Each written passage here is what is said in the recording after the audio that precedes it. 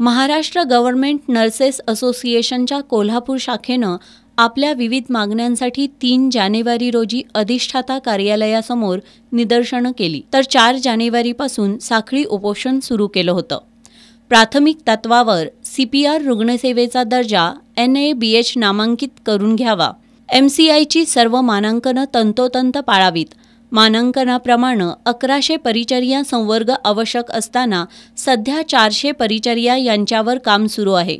त्यामुळे रिक्त पदं तात्काळ भरावीत या आणि अन्य मागण्यांकडे या उपोषणाद्वारे लक्ष वेधण्यात आलं होतं. दरम्यान शनिवारी अधिष्ठाता प्रकाश गुरव यांच्यासोबत असोसिएशनच्या शिष्टमंडळाची बैठक पार पडली.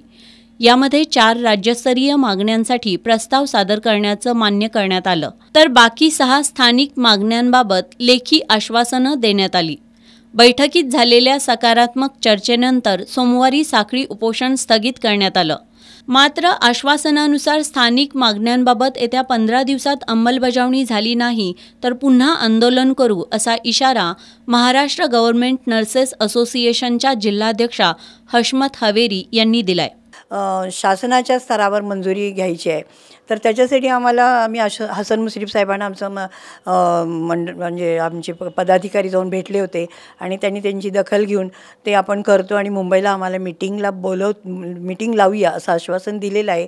आणि त्याप्रमाणे इथले जे प्रश्न आहेत त्यांनी 15 दिवसात सर्व आम्ही सोडवतो असं आम्हाला लेखी आश्वासन दिलेलं आहे. आणि त्यामुळं त्यांच्या या आश्वासनाला आम्ही आता सहकार्य म्हणून आम्ही जे साखळी उपोषण केलं होतं ते तात्पुरत्या स्वरूपात स्थगित केलेलं आहे. पण जर ह्या 15 दिवसाच्या तो काही रिझल्ट आला नाही पुन्हा होता तसा, किंवा पुन्हा त्याच्यावर चालढकल व्हायला लागली, तर आम्हाला नाईलाज असतं पुन्हा आंदोलन तीव्र करावे लागेल.